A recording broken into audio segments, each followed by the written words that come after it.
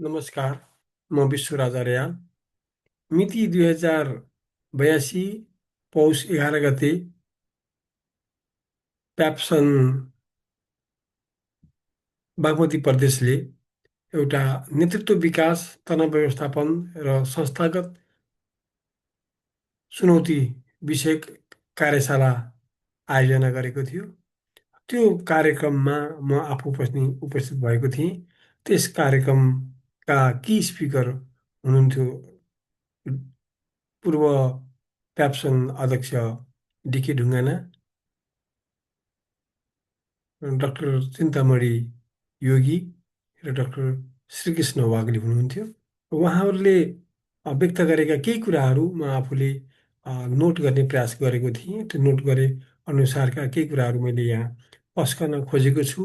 अहिलेको अत्यन्त व्यस्त समयमा पनि मानवमा तनाव अत्यन्त बढी भएको छ। त्यसकारणले उहाँहरूले भन्नुभएका कुराहरूलाई मैले यहाँ टिपोट गरेको छु। त्यही टिपोट अनुसार केही कुराहरू तपाईँहरूको अगाडि मैले यो युट्युब भिडियोको माध्यमबाट मैले पोस्ट गर्न खोजेको छु। सर्वप्रथम त्यहाँ की स्पिकरमा डिके ढुङ्गाना हुनुहुन्थ्यो। डिके ढुङ्गानाले के भन्नुभएको थियो भने, मानिसले आफ्नो व्यक्तित्व विकास गर्नको लागि आफूमा लगानी गर्नुपर्छ, इन्भेस्टमेन्ट गर्नुपर्छ। किनभने किताबमा लेखिएका कुराहरूलाई दिमागमा ल्याउनुपर्छ। त्यसपछि आफूले आफूलाई अरूभन्दा बढी परिष्कृत गर्नुपर्छ। र उहाँले शिव खेराको भिडियो हेर्नलाई पनि उहाँले भन्नुभएको थियो। उहाँले के भन्नुभएको थियो भने, आफूले आफूलाई परिपक्वता गर्नुहोस्, आफूमा लगानी गर्नुहोस्, do not lose your time. आफू तयारी भएपछि मात्र केही कुरा गर्न सकिन्छ। नेपालको निजी विद्यालयको अवस्था चुनौती तथा अवसर पनि रहेको छ भन्ने कुरा उहाँले व्यक्त गर्नुभएको थियो। भने घटनाक्रमको अध्ययन गर्ने, त्यही घटनालाई आशावादी बन्नुपर्दछ। विद्यालय व्यवस्थापन गर्ने, तनाव व्यवस्थापन गर्ने, आफ्नो व्यक्तित्व विकास गर्ने, मानवीय कार्यमा विकास गर्ने, लगानी मानवीय कार्यमा गर्नुपर्दछ। शिक्षकले आफ्नो क्षमता बढाउनुपर्छ।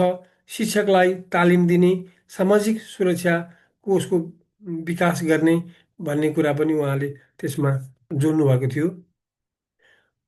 द पावर अफ लिडरसिपका कुराहरू पनि उहाँले भन्नुभएको थियो। इम्पिटी युर माइन्ड, हामीले खाली दिमाग राख्नुपर्छ। वेयर आर यु, म कहाँ छु। वाट इज योर पर्सपेक्टिभ, आफ्नो क्षमता आफूले कसरी बुझिएको छ भन्ने कुरा। लिडरसिप अलवेज मेक प्लान, लिडरसिपमा लिडरले जहिले पनि प्लान गर्नुपर्छ भन्ने कुरा भन्नुभएको थियो। Leader is one who inspire, motive and attract भन्ने कुरा भन्नुभएको थियो।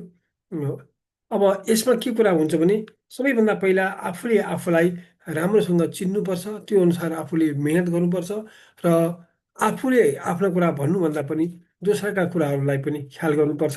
आफूमा ठुलो लगानी गर्नुपर्छ, जहाँ आफ्नो व्यक्तित्व विकासको लागि गर्नुपर्छ भन्ने कुरा उहाँले गर्नुभएको थियो। भने डाक्टर चिन्तामणि योगीले सर्वमङ्गलम भवन्तु मङ्गलम स्वधर्म पूजयन्ते, आफ्नो विचार गर।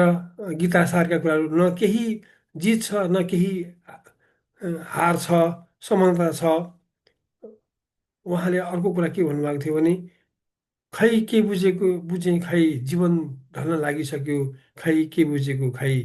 एकता एकता आत्मभाषा अलग छ, तर स्वरमा एकता भन्ने कुराहरू गर्नुभएको थियो। त्यसो भएकोले सबैभन्दा पहिला आफ्नो मन र मस्तिष्कलाई चेतनाको माध्यमबाट, आध्यात्मिक चिन्तनको माध्यमबाट आफूले आफूलाई परिष्कृत गर्नुपर्छ भन्ने कुरा उहाँले गर्नुभएको थियो। भने डाक्टर श्रीकृष्ण वाग्लेले from mindfulness to heartfulness to lifefulness भन्ने कुरालाई फोकस गर्नुभएको थियो। फिलोसफिकल लर्निङ एजुकेसनल लर्निङ हो भन्नुभएको थियो भने उहाँले शैक्षिक जागृतिमा विद्यार्थीहरूको मनोभावनालाई मनलाई कसरी चिन्न सकिन्छ भन्ने कुराहरू पनि उहाँले कक्षा छको एउटा विद्यार्थीको एक्जाम्पल लिएर भन्नुभएको थियो। I feel like my mother love my brother more than me. Perspective वेमा हेर्दाखेरिमा मेरो त्यो बच्चाले मेरो आमाले मलाई भन्दा मेरो भाइलाई बढी माया गर्नुहुन्छ भन्ने किसिमको फिलिङहरू आएको छ। त्यसलाई हामीले कसरी सेट गर्न सकिन्छ भन्ने कुरालाई पनि उहाँले जोड दिनुभएको थियो। My parents wants to me to study science I don't know why but I don't want to join it. अब हरेक बच्चाले आफ्नो फिलिङहरू आफ्नो पर्सपेक्टिभबाट धेरै कुराहरू गरेका हुन्छन् र त्यसलाई कसरी अगाडि बढाउने भन्ने कुरा हो। सबैभन्दा पहिला हामीले बच्चाहरूलाई सोसियल वेलबिङलाई ख्याल गर्नुपर्छ भन्ने कुरा पनि डाक्टर श्रीकृष्ण वाग्ले डाक्टर साहबले भन्नुभएको थियो र उहाँका प्रेजेन्टेसनका स्लाइडहरू पनि थिए। अहिलेको अवस्थामा के भएको छ र कसरी गर्नुपर्छ भन्ने कुराहरूलाई नै ख्याल गरिएको थियो। त्यस भएको हुनाले हामीले पहिला आफूले आफ्नो व्यक्तित्व विकास गर्नको लागि कसरी मेहनत गर्न सकिन्छ भन्ने कुरालाई नै फोकस गरिएको थियो। त्यस कारणले मानिसले सैद्धान्तिक रूपमा जे कुरा पनि व्यक्त गर्न सक्ने अवस्था रहन्छ, तर प्र्याक्टिकल रूपमा आफूले अनुभव र अनुभूतिको माध्यमबाट नै गर्न सकिन्छ भन्ने कुरा हो। त्यस कारणले सबैभन्दा ठुलो कुरो भनेको रिसोर्स हो, सोर्सको प्रयोग गर्नु पर्यो। अहिलेको अवस्थामा हामीले आफ्नो व्यक्तित्व विकास गर्नको लागि हामीसँग डिजिटल प्लेटफर्ममा धेरै कुराहरू त्यहाँ छन्, धेरैले आफ्नो कुराहरू भन्नुभएको छ। यसलाई पनि मनन र ग्रहण गर्ने अवस्था रह्यो भने हामीले आफ्नो आफ्नो जुन स्ट्रेस छ त्यो स्ट्रेस पनि हामीले कम गर्न सक्नेछौँ र हामीले धेरै कुराहरू गर्न सक्छौँ। प्रकृतिसँग हामीले मितेरी साइनो लगायौँ भने हामीले धेरै कुराहरू हामीले गर्न सक्छौँ।